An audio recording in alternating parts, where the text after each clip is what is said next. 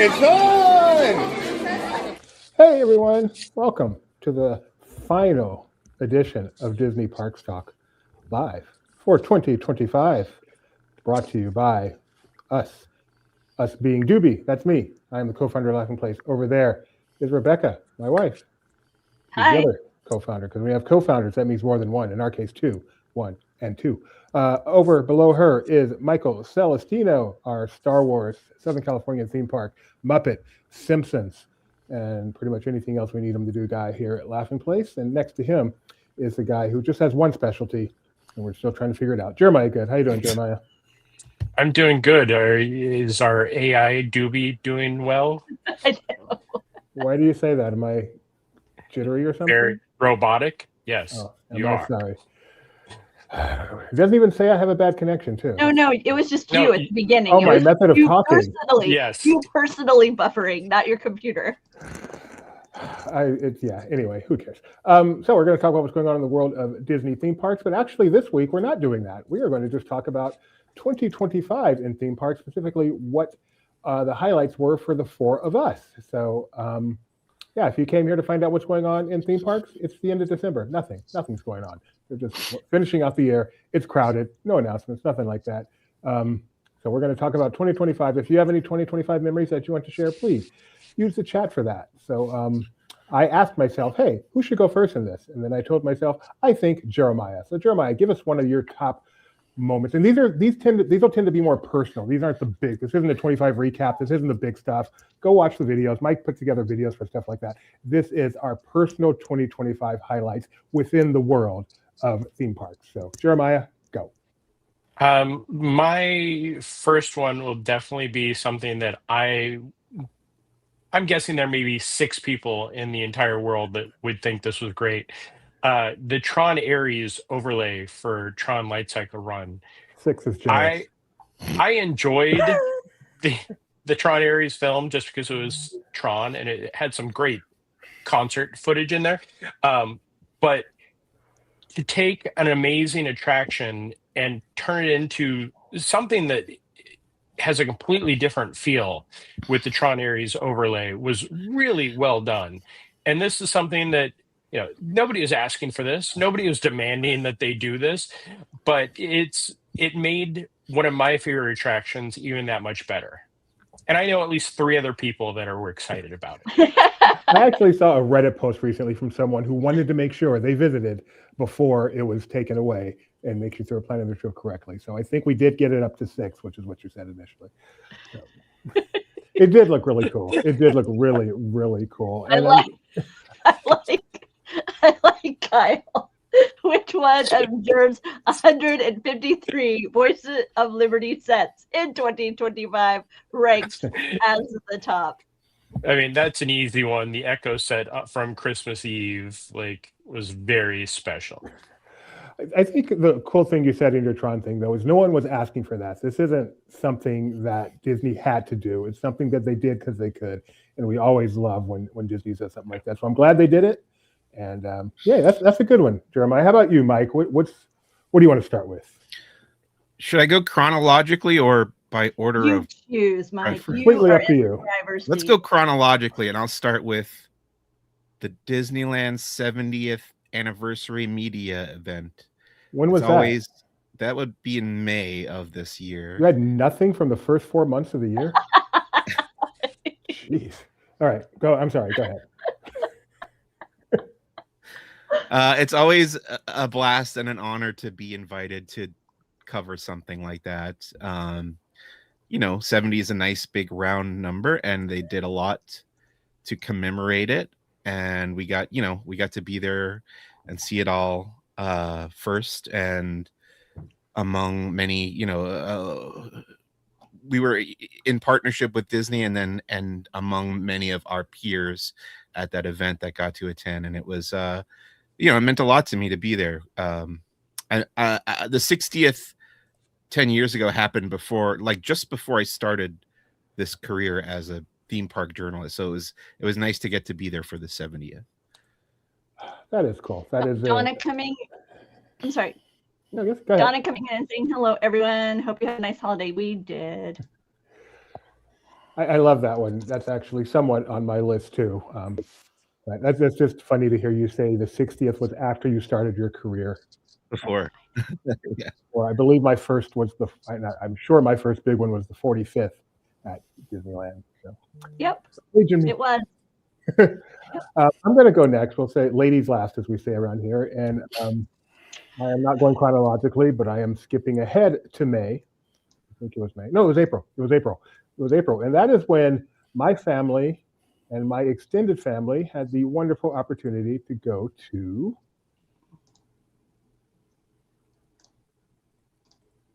Am I stuck again? Tokyo Disneyland for the first time. And yeah, we got to go. Rebecca, Gideon, Doobie, Benji, Alex. This was Alex, by the way, trendsetter there with those glasses. This is before they became ubiquitous. And this was just a great experience. First time going to any of the Asian parks. I had high expectations for Tokyo Disney Sea, and those expectations were exceeded because that park is just insane, spectacular. Got to experience one of the best attractions in the world, Sinbad's Storybook Voyage, many times. Thankfully, in a park that is extremely crowded, one of their best attractions is always practically a walk-on. So we experienced it several times. Got to experience Aquatopia, just so much. The park is incredible. The resort is incredible. First time to Japan. The people were incredible. We took a fun tour through Japan with an incredible tour guide. Just one of the nicest places, nicest trips we've ever done. Can't wait to do it again someday. So yeah. Oh, and bonus, two of Gideon's 3 top parks now were discovered on this trip. Tokyo Disneyland was so much better than we expected. So that is my first choice. How about you, Rebecca? Or I'm sorry, anyone can follow up if they want to. I was gonna say, Mike, you were in Tokyo around that time because we were all there as a result of Star Wars Celebration. What were your thoughts visiting that park? Yeah, it was amazing to get to go to Tokyo Disneyland and Tokyo Disney Sea. We did Sinbad, I think, 3 times, so that was well worth it. And then I was just blown away by Mysterious Island. That was my favorite land.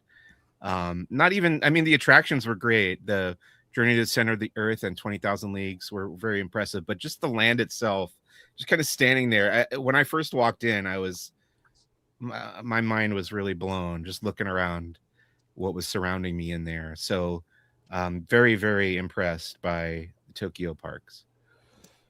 Jeremiah, you've been there, right? Yes, I was there 2017, I think. Oh, it's been a while. It's been longer than I would have thought. Yeah, no, that's so far just the one time, and I'm dying to go back, especially after you guys were all there talking about all the stuff that I like, because I went by myself, and this was before our team had expanded so much. So, like, I think Kyle and I had a couple of communications about it during my time out there. Wow, yeah, it was fantastic. I enjoyed it more. I even enjoyed it more than I expected. I had been to Disneyland, Tokyo Disneyland, back in '89, but it was really beautiful to finally see Tokyo Disney Sea after hearing so much about it. And back when LP was first starting, obviously Americans were very hungry for any information about Tokyo Disney Sea, so we were constantly putting up little videos or stills from the park, reports from the park. And so it was nice for me, actually, after all those years of kind of reporting and sharing other people's experiences at that resort, to actually kind of experience it myself. So yeah, very, very fun trip. Hope we get to go back sometime.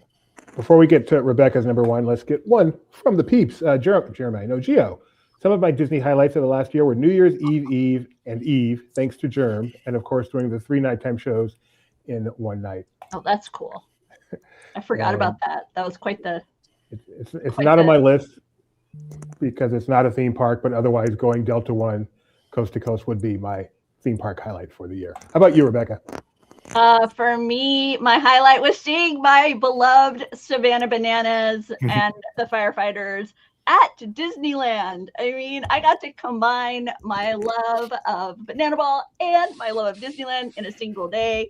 Was at the castle when we all got to do the Hey Baby dance. Had the opportunity to meet a few of the players. They were so accessible throughout the day. And what really struck me was how many people were there, because they couldn't get tickets to the game because it's a lottery to get to the game, and so you know, it's a hard ticket to get a hold of.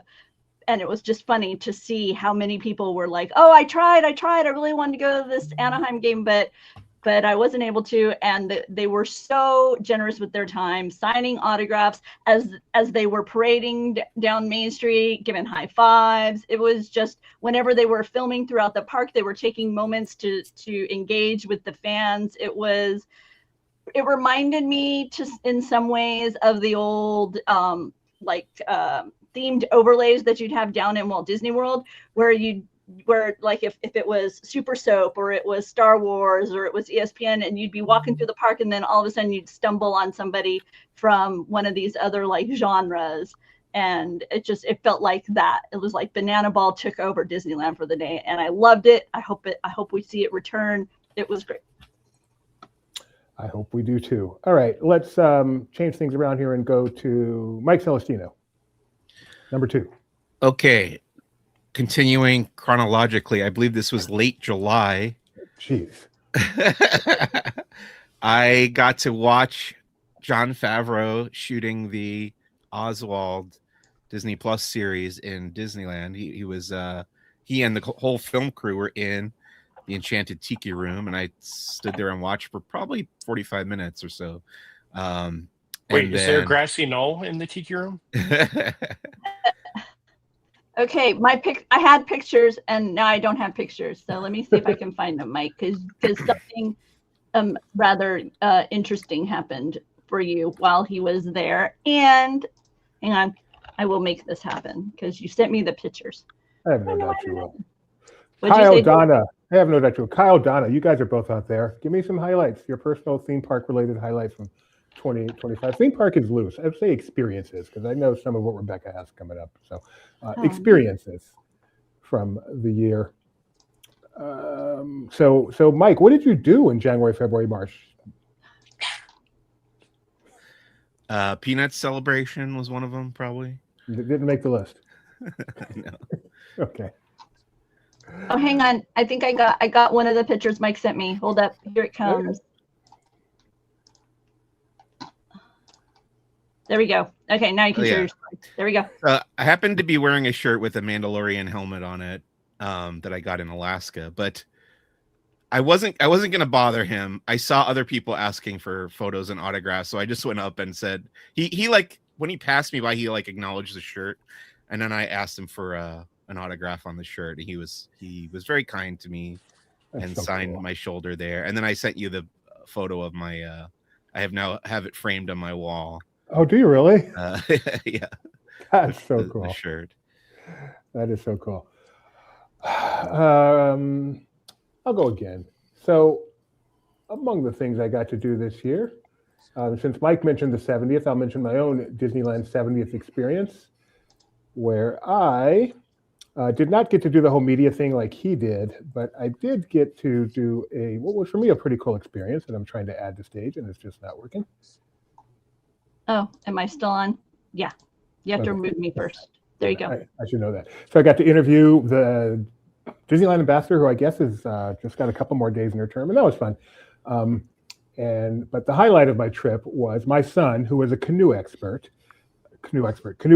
I don't know if he's an expert, but he's certainly an addict. His goal, anytime he's at Disneyland and the canoes are open, is simply to ride them from open till close. So this is for the first time I got to ride it with him, and I think it was only my second time ever on the canoes, and I actually enjoyed it. I went around 4 times with him and had a great time. So this was one of my theme park highlights for the year was Disneyland 70th, specifically riding the canoes with Gideon David Mosley. Rebecca, you want to go again? What were you going to ask, Jeremiah? You guys need to move to Southern California so Gideon can get on a canoe team and realize he never wants to do the canoes again. He loves it. It's not even explainable how much he loves the canoes. I mean, what he loves is the spiel and the fact that it's different every time, and same reason he loves the Jungle Cruise. But the canoes are just another. He loves anything where there's a live narrative development that lets there be a little bit of difference between the experiences. Yes. I am going to share my highlight when it comes to Disneyland visits. and that was meeting Herbie. Aw. It's so simple. Kind of going back to what Jeremiah was talking about with the Aries coaster. It's not a multi-million dollar, extravaganza. This was just a beautiful meet and greet. They had the Fantastic Four in Tomorrowland, along with this amazing little guy that you could meet and chat with. And I know, Mike, you also got to see Herbie. Yeah, and I think like after the third or fourth time I sat there and watched him, I realized he only does like 3 or 4 things, but it's still so entertaining just to stand there and watch people like go up and talk to Herbie. I do love him, and I hope that he pops up again somewhere, maybe when Doomsday comes out. Yeah, right. Yeah, let's hope Herbie is in Doomsday so he can come back to the park. I just saw the tag before Avatar. It's Herbie will return in Avengers. Yeah. Hopefully he'll get his own trailer too. Yeah. That'd be awesome. Herbie will ride again. My wife has an affinity for Herbies, apparently. Kyle jumps in and says non-Disney or work-related. They got to go to Crystal Bridges Museum in Bentonville, Arkansas, and almost said Arkansas, and took a vacation. All right, Jeremiah, it's your turn. Mine, since this is the Disneyland minute, getting a chance to see Walt Disney A Magical Life. This was something that, I heard about when they announced it back at D23. I bum rushed anybody I knew that could tell me about it to learn what was going on. And of course, nobody spoiled it. I almost made it without any of the videos spoiling it. I didn't see the entire thing, so I didn't know there was only 2.5 minutes of him talking. But it was one of those things, seeing him stand up and seeing the motions and seeing how amazing the animatronic looked. Doesn't matter if you like the face or not, you just have to accept it. And it was one of those moments that just kind of, really brought me to tears. You're one of the few people I know who actually has experienced both this and that. It's not a hologram, but a hologram that they had with the D20. Do you feel that one of them kind of struck a chord better with you than another, or is it just there's something about the reality of kind of being in that room with Walt that? Yeah, it's definitely the being there and watching him move and stand. The hologram's very cool, but again, it's a projection, so you can't, you cannot accept that could actually be him. But when I first saw it, I saw it twice on the first day I was at Disneyland to see it, and the first time I was just wowed, and the second time I started watching, and there's a small moment when the video stopped. And it's talking about all his accolades and how amazing he was. And then you kind of see his head shake like, I can't believe they're hyping me up this much. And then he starts to talk. And when he stands up, it is truly as magical as seeing Abraham Lincoln at the World's Fair for me. Like if that would be the difference. I hear he even has a twinkle in his eye. I did not know about this until after I'd seen him. So now I have to go back and see it, which I have no problem seeing it. It's the 14 minutes of one man's dream that I've seen so many times. I can pick out exactly what is different about it from Walt Disney World to Disneyland before I get to the 2.5 minutes of Walt. But also I'm excited to see Abraham Lincoln again. Yeah. So, I'm hoping for our upcoming trip that Doobie will actually get to see Walt. I still have not seen Walt. I still have no opinion of Walt Disney other than what has been informed from Jeremiah and Kevin Perjurer. So I'm going to go next here. Let's start this with Donna's comment that not a theme park but a resort. First time to visit and stay at Aulani and at Christmas time. It was a great stay, lots to do, not enough time. Of course, CMs were all very kind and helpful. Donna, thank you, first of all, for those Christmas pictures that we were able to post on Laughing Place. Very happy, very nice, very happy to have that. We got to go to Aulani for the first time in 2024, but surprise, surprise, we got to go back for a couple days in 2025, and that made my list. Because in 2024, I realized I liked Aulani, But in 2025, I realized I love Aulani and just want to go back again and again, just like cruising. It has that same relaxation zen that you get on a cruise. And I just love it so much. And so I don't really have much to say other than I love Aulani. Didn't mean to zoom there. And that is one of my highlights. And one of the highlights from the highlights was we were there as Lilo and Stitch was going to be coming out soon. That's why we were there, actually. And we happened to run into Chris Sanders, the creator of Lilo and Stitch, just walking through the lobby. Went over and got a quick picture with him. So that was pretty cool. And the voice. And the voice of Stitch. The voice of Stitch. One of my highlights for 2025. Jeremiah, what's your next one? Oh, geez. Starlight, Dream the Night Away. You're not serious. No, I am, because yes, I know you don't like it because you don't like the music. The music is not the best thing, but the fact that this is the first new nighttime parade since late 90s. Look at the joy in the eyes. It's on my list of this picture. I was lucky enough to get beforehand knowledge that I should be there for a certain preview for the first night of it. So I sat on Main Street, much like you guys did for the Electric Light Parade the last night, for hours waiting to see this. The visuals are stunning. The parade is great. Yes, the music isn't the most, it doesn't fit perfectly with it, but the visuals and everything else just make it so special. I'm looking forward. I'm going to go see this. I'm going to watch this again tomorrow night when I'm at the Magic Kingdom waiting for New Year's Eve. I just love how happy Jeremiah is. That is the LP picture of the year, right? I'm serious. No question. Yeah. That is like the. And you can't see, but there's a trash can in front of me, of course. Yes. But you want to talk child within? That is it right there, man. That is, there's that Walt twinkle in the eye in this photo. Let me just say, such joy. All right, Mike, what month are we up to? This one's the most recent. It would be early November, I believe. And something that I never thought in a million years I would see, but I guess kind of gradually over the years since Galaxy's Edge opened, they've been introducing more and more of the Life Day celebrations to the point where they finally did have Chewbacca in his Life Day robes appear in the park, which, you know, we still don't have an official release of the Star Wars Holiday Special, but all this merchandise and now a character directly from stepped right out of the Holiday Special into the parks. So that was very, very cool to see. And again, never would have predicted that I would see that. There's cool. So many merchandise photos. It's taking me a moment to find Chewbacca. Go ahead, Jeremiah. So, Mike, something that I realized, because I did a deep dive the other day because we were bored. Technically, there is a Star Wars Holiday Special that has been released. The Lego is Star Wars Holiday Right. Special. That's how they're trying to erase the old one by putting that name on there. Fair enough. I did go back and rewatch it for the first time in 5 years, and it has not gotten any better with age. It's tough to watch.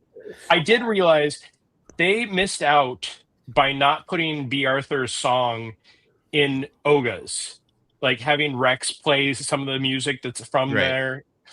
And having that as the goodbye song to kick everybody out of the bar. That would be pretty great, actually. Give people a reason to stick around until closing. Yeah. Or run out quickly. Yeah. It is amazing how Life Day has become quite the celebration there on Batuu, and the number of people who gather. I'm intrigued to see how that'll continue to shape moving forward.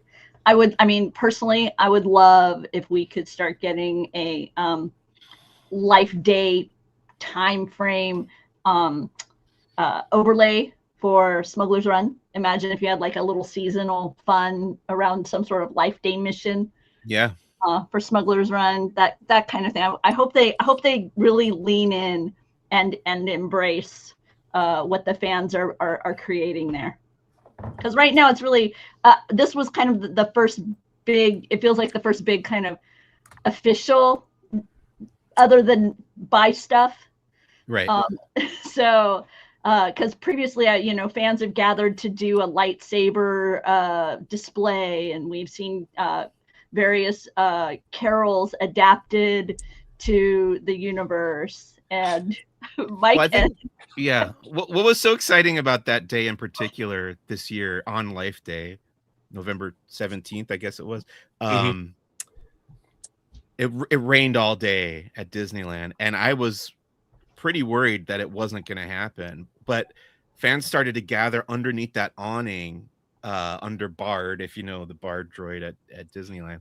And then eventually a cast member came out, and we were like, is it going to happen? Are we going to see Chewbacca? And he was like, yeah, we're not going to let Life Day happen without an appearance by Chewbacca. Aww. So yeah, I was glad that they ensured that we got to see Chewbacca in his robes on that day. And you could see, yeah, this is everybody gathered under that awning, because usually the big photo would be in front of the Millennium Falcon. Mm-hmm. Yeah. I love those big fan community moments. Those are so awesome. Rebecca, do you have any more? I mean, this year for me was a lot of amazing ESPN experiences.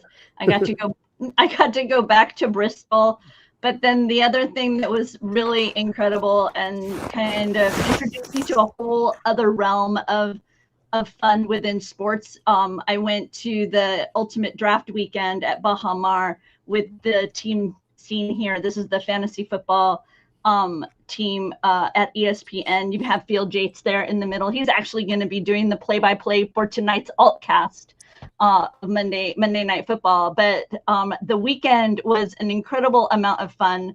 Baha Mar is beautiful. Got some great pictures of the Disney ships there at the Bahama while they were docked in the Bahamas. But like I say, I discovered that in the same way that I have this Disney community, in the sports world, I can have that kind of community around fantasy football. And they have a daily show, and there's a lively chat, and you get to know certain personalities within the chat, not just the ESPN analysts. So it's been a lot of fun, and it all boils down to tonight for me. I made it to the championship in my rookie year, and I am ahead, but not by enough to be comfortable. So I will probably be defeated tonight by Bachelor Joey, who was the host of the Behind the Ballroom, I think was the title of the podcast that he did with Dancing with the Stars. But yeah, I suspect his team will beat me tonight. But if I can manage to hold on, I will win my championship. So you're gonna win, Rebecca. You can do it. You're gonna win. Focus, Rebecca. A different way to watch football. What? Focus. Try hard. Give it 110%. You can do this, Rebecca. Okay. You can do this, even though you have nothing to do with it. All right, I'm going to go next because I want to do this one before Jeremiah does. And that is my experience on the newest Disney cruise ship, the Disney Destiny. At the stage, why aren't you? Got to remove Rebecca. And that me. The Disney Destiny. So I got to go along with Benji and Jeremiah on the media cruise for Disney's newest cruise ship. My first time doing a media cruise with Jeremiah. Really my first time doing an event with Jeremiah that I can think of. Jeremiah's a hard worker. It was really, really cool that was one of my highlights, was working with Jeremiah for 4 days, and seeing just how incredibly hard he works, how dedicated he is. And just to get to hang out with him and have a good time. So that was one of my highlights, along with the ship itself, which included this incredible new Lion King restaurant and show, the Hercules show, which is amazing. And of course, it was a media cruise, so I got to meet people. I got to meet the producer of the Hercules show. I got to meet Hercules himself and some of the people who did some of the entertainment and the singer from the Lion King show there. Just an incredible, incredible experience. The only thing it was missing was my family, unfortunately. Did not like taking a cruise without them, but I am very thankful I got to see the Destiny and talk to all these people and experience all this and hang out with Jeremiah. It really was just an incredible, incredible trip. Jeremiah. Oh, thanks for that, Doobie. By the way, can I just real quick, Jeremiah, this was my Disney Destiny experience, watching it arrive on the Cape Canaveral webcam. That was what I was doing. For me, that was definitely the highlight. I completely agree, Doobie. Hanging out with you. I would like to say hanging out with Benji, but Benji, we feel like was never around. Right. But Doobie and I got to spend some fun time, joking, having some fun, exploring the ship. I've been lucky enough to do the media cruises for each of the new 3 ships, which for me is very special because prior to a couple of years ago, I'd never been on a Disney cruise. And thanks to Laughing Place, I've been on the ships and got the chance to see all 3 of these beautiful ships. The Wish, whatever. But doing this with Doobie and hanging out and having fun, like I can remember, here, I'm going to date myself. Reading Laughing Place for me at 3:00 every day when I worked at Disneyland and had a computer, and reading what was going on was always something that was very special to me. And then when Benji asked me to come on board to help out with things 12 years ago now, I didn't expect to ever be working full time for this site. And you two really laid the groundwork for all of this, and being able to call you guys family and friends is amazing. Cool. That's cool. But also seeing the christening was really cool. Well, try seeing it from the Walt Disney Theater. Yeah, I didn't get to see the christening. I did forget to mention, though, another highlight from that trip, but not on the ship, was doing a little Fort Lauderdale exploration and trespassing with Jeremiah. Yes, that was fun too. We got some great pictures of the ship at dock. I don't think there was no trespassing signs that we could read that close. Not one that I saw. I'm pretty sure of that. But the christening, go onto our YouTube and look at that video. I've seen drone shows both sides of US and in France, and this was just so spectacular, turning the ship into a projection, a place to project everything, and it being almost seamless at times. It was just so cool. And that was one of those times where I kind of looked around and went, wow, this is really, really cool. Much like Mike with John Favreau. It's, we have those moments that we just kind of pause and go, how is this happening? And it's happening because of the 2 people above us. Oh, you're very kind. And then you got in that line to get back on the ship and curse the 2 people above you. I know we've shared all of our highlights. Can I give a couple of shout outs to specific items before we? Oh, you're not done? I have some honorable mentions I wanted to put in there. Oh, okay. No, go ahead. Do your honorable mentions, and then I will do my specific shout outs. Okay. I don't know if are Mike and Jeremiah both done?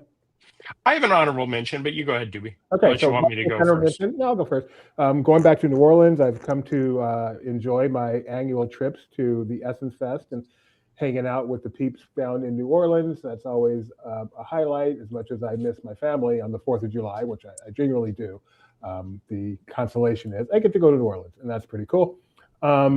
Dayton, Disneyana, for the first time, we got to take Disney Trivia Live on the road and do it live for people in front of us and playing along. And that was just so much fun. Got to do it with my son, of course.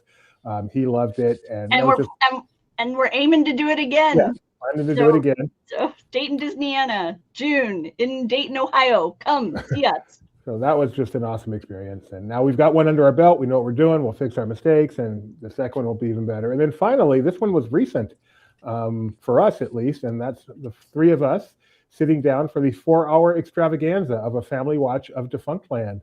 Yeah. The living characters. So that was. You watched that all in one shot? No, two shots. Okay. with WWE Raw in between, I believe. But his videos now have become, obviously, for a lot of Disney fans, when he releases one, the 3 of us get together and we watch it. And this one was epic and very, very enjoyable and a memory for 2025. All right, I'm done now. Jeremiah? My honorable mention would have to be flying halfway around the world to spend 8 hours in Hong Kong Disneyland. Technically, I was in Hong Kong for about 23 hours and 50 minutes. There was previously a trip to Disneyland Paris to cover some of the stuff out there, and then it got bumped around. and I flew again to Hong Kong for a day. And that was the media event to kick off, or the media event to prep the kickoff of the 20th anniversary. And, I'd been there previously back just before Shanghai Disneyland. That's actually where I met Kyle the first time, was in Hong Kong Disneyland. But just the chance to explore that park and do a media event and then be kind of cut it short. I probably should have been there about an hour earlier to get on my flight to Paris, but I couldn't leave the park. And it's just one of those, we all have those stories of, did you really do that? And like that'll definitely always be one of my tops. Cool. Someday. All right, Rebecca. Oh no, Mike, do you have anything? Oh yeah, I was gonna say this one's not really a theme park or Disney, but it is a themed immersive space that I love. I think any Disney theme park fan would love it as well if you're not aware of it. It's considered the Disneyland of Mexican restaurants, and it's called Casa Bonita in Denver, Colorado. And we went for our third time, the first time after the new renovation. So it's better than it's ever been, and we love it. And I wish I could go like once a month, but we're planning to go back for my 50th birthday in a few years. So hope everybody can join me. Casa Bonita, Casa Bonita. That is the best sentence ever. The Disneyland of Mexican restaurants. Yeah. So I want to give a quick shout out to the three. I'm going to go with the coolest. So first off, I have the coolest thing I ate in a theme park environment this year. And that is, they look like deviled eggs, but it's actually dessert. It's a coconut panna cotta with a pineapple, something like a mousse, and then tahine is the paprika looking stuff.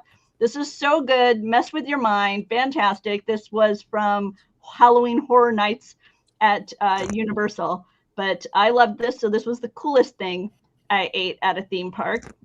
The coolest thing I discovered in Disney this year is this adorable hidden characters. It's in the little store there at Boardwalk, and each of the areas that have the little spools of thread, you can look and you can see various characters hidden in it. Like you have Ursula, Ariel, Eric in the back row there, and then Mickey, Minnie in the front row. And they had varying ones of this, but this was just the one I wanted to share with all of you. If you haven't taken a look at that in the little store there at the Boardwalk, okay, I love it. I hadn't noticed it before. Found it this time, so that's the coolest thing I found. Well, hang on, I see Donald and Daisy in the back right. Yes. I see Goofy in the front left. Who's next to Goofy? The yellow and Pluto. The blue stripe. Is that Pluto. Oh, that makes sense. Okay, thank you. Pluto. Yeah, no, and then you have Chip and Dale, and then you have Huey, Dewey, Louie. So yeah. Mickey is right there in the front. Yeah, I'm thinking this might be Mulan, right? And but I'm not 100%. I can't remember. I went through and figured it all out at some point. Can you zoom in on it? Hang on. And then, so because you have the pink. Or is that Jessie? No. I think she's somewhere else. And like Flounder in the background. At the Disney 100 Rapunzel exhibit, they actually have something like this, where they have the colors done just like this, and you try to figure out which character and you flip it over. So it's really cute to see these used. Yeah, so they've got several different displays of thread in that little shop there. And like I say, it was one of those, I found it the coolest thing I discovered. And then the coolest person I got to know this year is Arda Ocal of ESPN. He actually was with ESPN Experience. He is a Sports Center host and an NHL analyst. And he was also the host of numerous ESPN experiences. And so because I went to several ESPN experiences, I ended up crossing paths with him throughout 2025. And he was always incredibly gracious with his time. And I am such a huge fan of sports broadcast, sports journalism. And he's always been really at the ready to answer my questions and kind of let me fangirl out a little bit without making me feel stupid for the questions I'm asking. So incredibly grateful, and definitely coolest person I got to know in 2025. Wow. And all I got was Jeremiah.